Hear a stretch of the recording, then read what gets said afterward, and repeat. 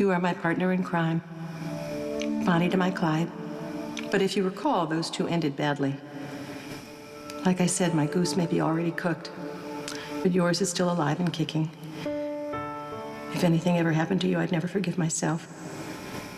Try to understand, Spanky. This is something I have to do alone. Catch you on the flip side. Luke, P.S. I'm counting on you to keep this under your hat.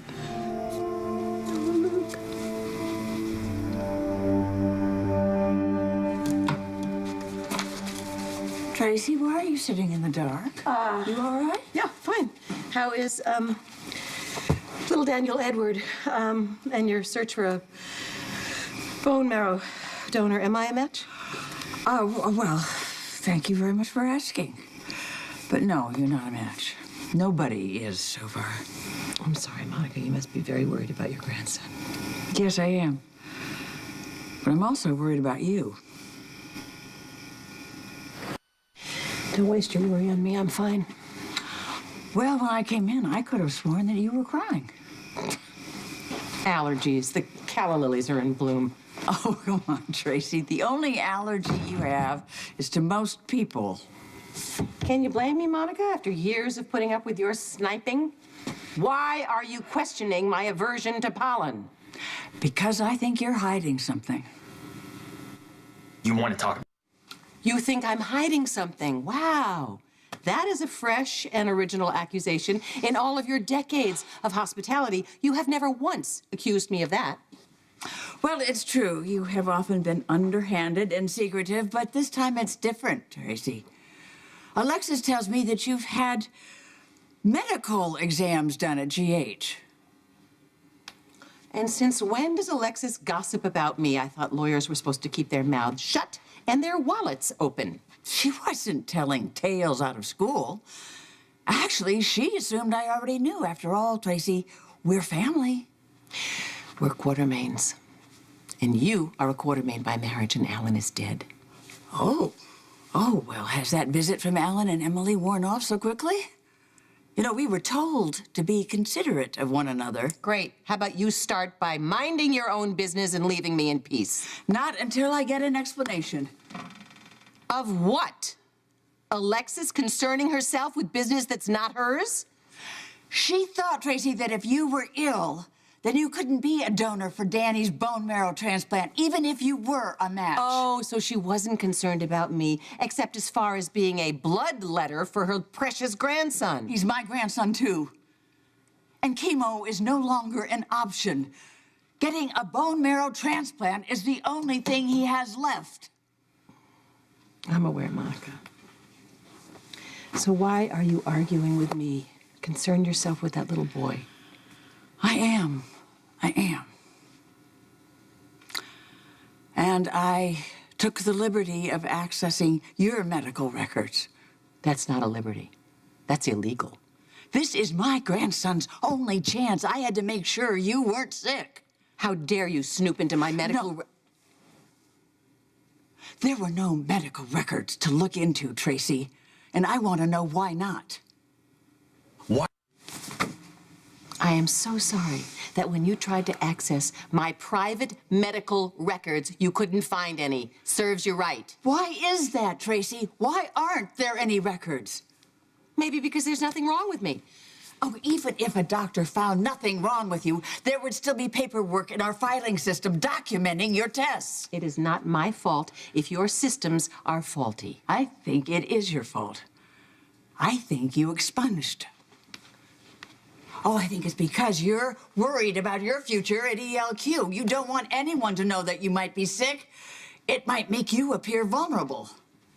And that would give AJ a distinct advantage. So by all means, run off and tell your lumbering ox of a son that I'm a sitting duck suffering from an unspecified yet imaginary illness that only you and Alexis believe I have.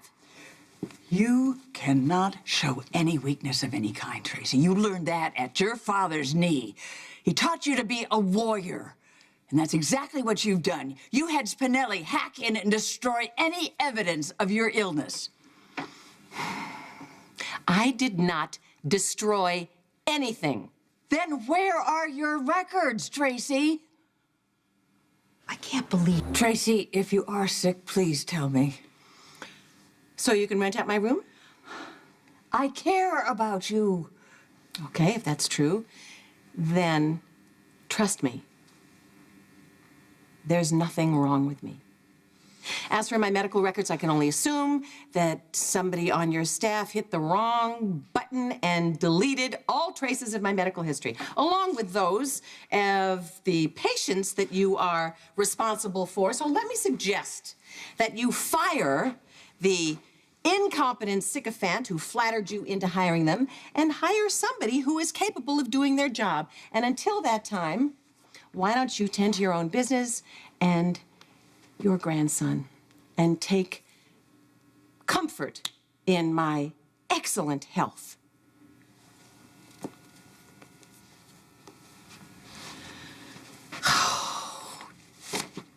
Damn you, Luke Spencer. The trouble you are bringing me with your stupid secret.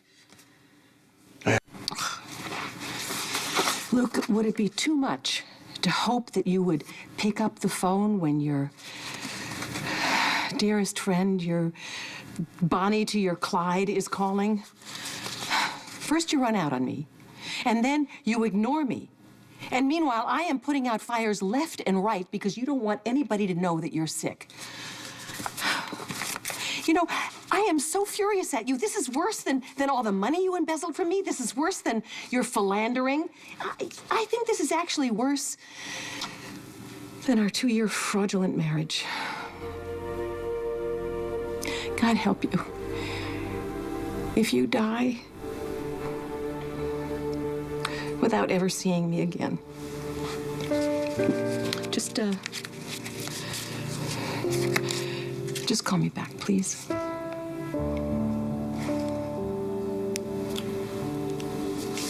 Excuse me, I need that computer. But I'm using it.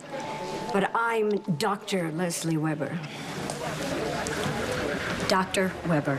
Dr. Drake sang your praises during our intro tour. I didn't realize you still practice here. I'm consulting on a very important case, so if you don't mind. Oh, of course. The computer's all yours. Oh, dear. Oh, dear. I've misplaced my temporary password. I'm still logged in. Use mine. It was an honor meeting you. Good luck with your studies.